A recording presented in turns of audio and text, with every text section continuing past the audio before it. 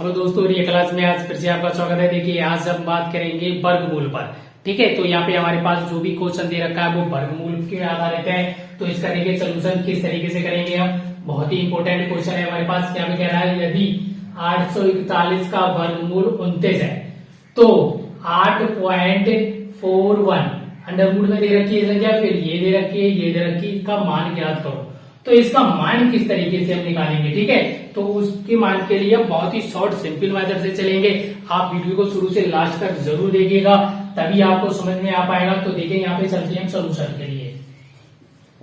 तो देखिए सोल्यूशन में हम क्या करेंगे, तो सोल्यूशन के लिए हम चलेंगे। तो देखिए सबसे पहली बात आती है हमारे पास, यहाँ पे जो संख्या दे रखी है यहाँ से यहाँ तक की उनको लिखेंगे।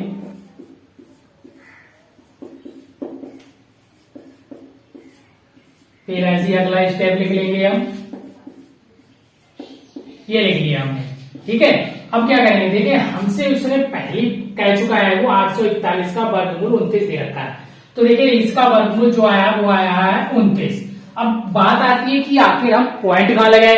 तो इससे पहली वीडियो में मैंने आपको पॉइंट लगाने का नियम बताया है। तो यहाँ पे देखिए वो नियम पुनः फिर से बताता हूं। तो यहाँ पे देखेंगे हम आगे स्टेप हमारे कितने दे रखे हैं पॉइंट के आगे। वो स्टेप हमारे पास देखो एक दो स्टेप दे रखे हैं।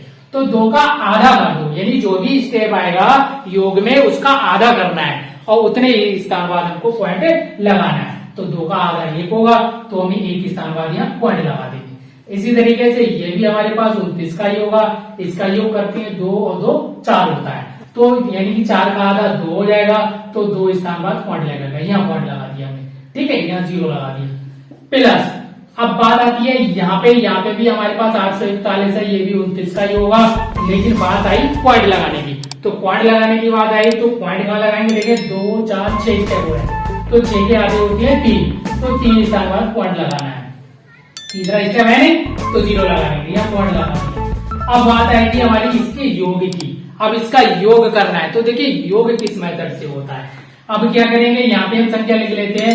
देखिए पॉइंट हमारे पास जब योग होता है, पॉइंट वाली संख्या जो होती है कि बिल्कुल पॉइंट के सीध में ही लिखी जाती है। संख्या चाहे जिधर चली जाए उससे कोई भी इफेक्ट नहीं पड़ता है। तो यहाँ पे अगला स्टेप लिखेंगे 0.29।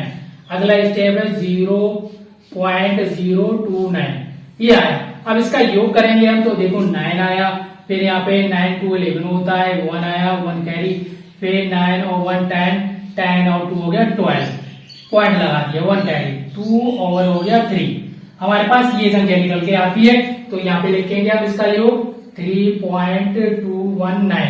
ये हमारे पास इसका सोल्यूशन निकल के आता है। अगर मेरा मेथड समझ में आया हो तो प्लीज लाइक कीजिए, सब्सक्राइब कीजिए।